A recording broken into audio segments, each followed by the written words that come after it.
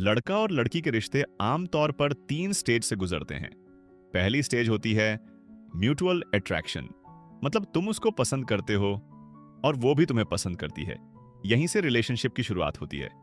फिर आती है दूसरी स्टेज, रिलेशनशिप, जहां तुम उससे प्यार करते हो और वो भी तुमसे। सब कुछ अच्छा लगने लगता है, जैसे लाइफ में सब कुछ सेट है। लेकिन फिर आती है तीसरी स्टेज, ब्रेकअप, और यहीं सबसे बड़ा दर्द होता है।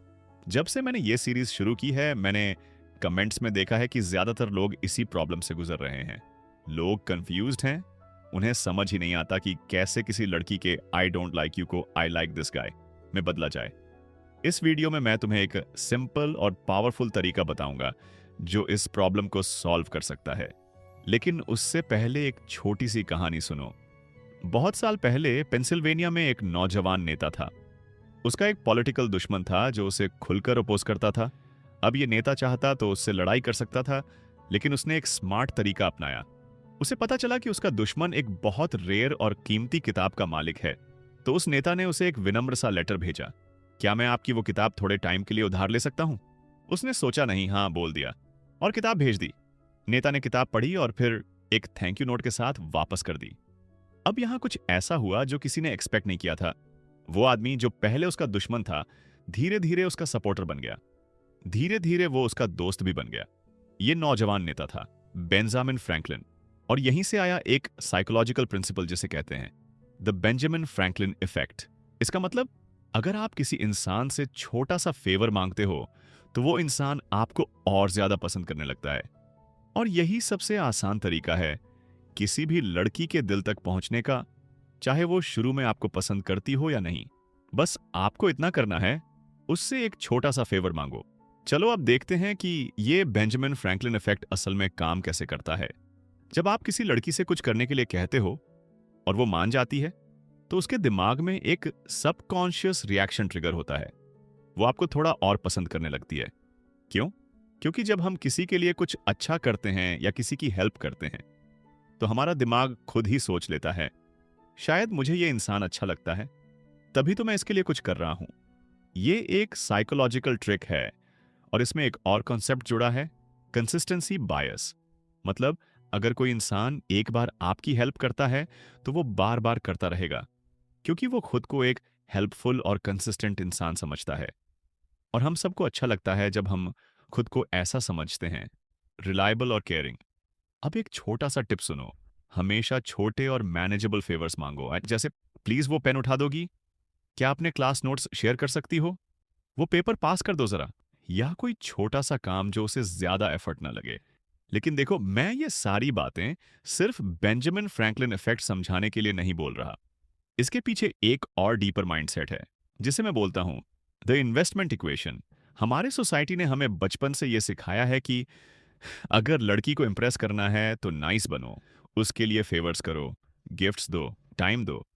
बट ब्रो, ये सब पुरानी बातें हैं, ये सब भूल जाओ। अब इसको एक नए रूल से रिप्लेस करो। लड़की तब तुम्हें पसंद करेगी जब वो तुम्हारे लिए इन्वेस्ट करेगी, ना कि जब तुम उसके लिए करोगे। कंफ्यूज्ड हो? चलो एग्जाम्पल से समझते हैं।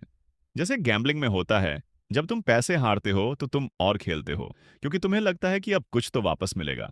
उसी तरह जब लड़की तुम्हारे लिए टाइम, एफर्ट, इमोशंस इन्वेस्ट करती है, तो वो तुम्हारे लिए और ज्यादा अट्रैक्टेड और अटैच्ड हो जाती है।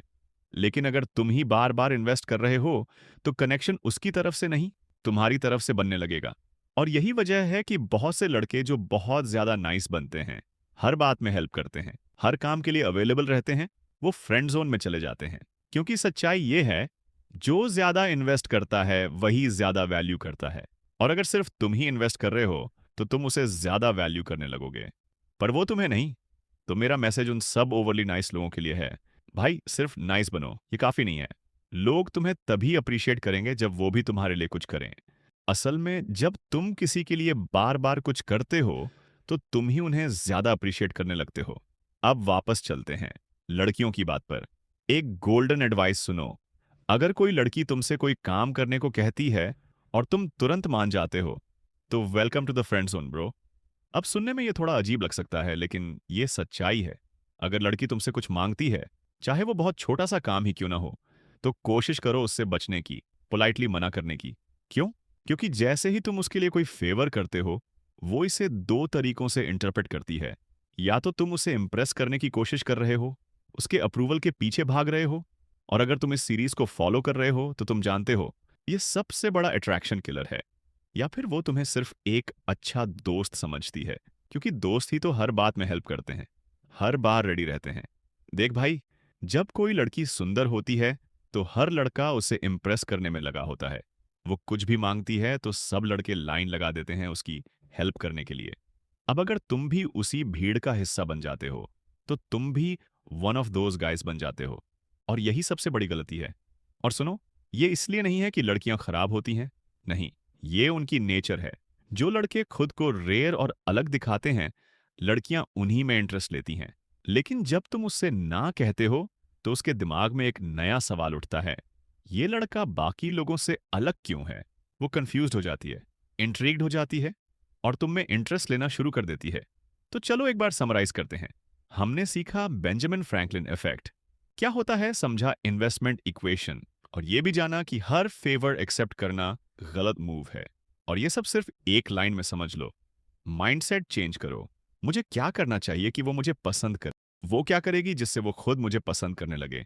अब एक आखिरी चीज है जो मैं तो बताना चाहता हूं, और अगर तुमने इसे अभी तक सीखी हुई बातों के साथ मिला लिया तो तुम्हारे पास अट्रैक्शन की परफेक्ट फॉर्मूला होगी। लेकिन उससे पहले चलो इस वीडियो को 4000 लाइक्स तक ले चलते हैं, ताकि और भी लोग सीख सकें कि असली गेम कैसे खेला जाता है। अब बात करते हैं वैल्यू बढ़ाने की। और भाई ये पॉइंट सबसे ज्यादा इंपॉर्टेंट है। जरा सोचो, डेटिंग भी एक तरह का मार्केट प्लेस है। फाइनेंशियल मार्केट में किसी चीज की सप्लाई कम हो तो उसकी वैल्यू अपने आप बढ़ जाती है। उसी तरह डेटिंग मार्केट में भी अगर तुम्हारा टाइम और अटेंशन सबको फ्री में नहीं मिल रहा तो तुम एक हाई वैल्यू पर्सन माने जाते हो। इसका मतलब ये नहीं कि रूड बनो या अनअवेलेबल दिखो, बल्कि स्मार्ट बनो, खुद को इजी ना बनाओ। चलो एक एग्जांपल लेते हैं। बताओ ये सिचुएशन जानी पहचानी लगती है क्या? तुम, हे काल रात बहुत अच्छा लगा, थर्सडे को ड्रिंक्स के लिए मिले। वो, अरे गुरुवार को तो बिजी हूं। तुम, ओके तो शुक्रवार चलेगा। वो, नहीं यार शुक्रवार भी टाइट है। तुम, शनिवार फिर। वो, फुल वीकेंड बुक किया है, शायद अगले हफ्ते। तुम, ओके तुम बताओ कब फ्री हो। अब सोचो इसमें गलती कहाँ हुई? तुम ओवर अवेलेबल बन गए, हर बार तुम ही कोशिश कर रहे हो, तुम ही प्लान बना रहे हो और उसकी अटेंशन चेस कर रहे हो। और जब भी तुम ज्यादा अवेलेबल दिखते हो, तुम्हारी वैल्यू अपने आप गिर जाती है। लेसन सिंपल है भाई, अपने टाइम को एक्सक्लूसिव बनाओ। लड़कियों को फील होना चाहिए कि तुम्हारा अटेंशन मुफ्त में नहीं मिलता। हाई वैल्यू बनो और बाकियों से अलग दिखो। देखो भाई, अगर तुम्हें डेटिंग का असली गेम नहीं समझ आता ना, तो ये सारी सिचुएशंस तुम्हें फ्रस्ट्रेट करेंगी। तुम्हें लगेगा कि लड़की बस टाइम पास कर रही है, तुम्हें घुमा रही है, गेम्स खेल रही है। और सुनो, तुम्हारी ये फीलिंग लॉजिकल है, बिल्कुल वैलिड है। लेकिन डेटिंग लॉजिक पे नहीं, इमोशंस पे चलती है।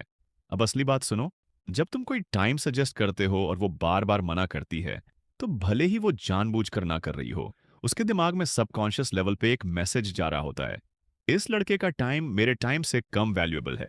और जब तुम बार बार पूछते रहते हो, हर बार फॉलो अप करते हो, हर बार सेम कोशिश करते हो, तब तुम ये प्रूव कर रहे हो कि तुम ज्यादा अवेलेबल हो और उसका अटेंशन पाना मुश्किल है।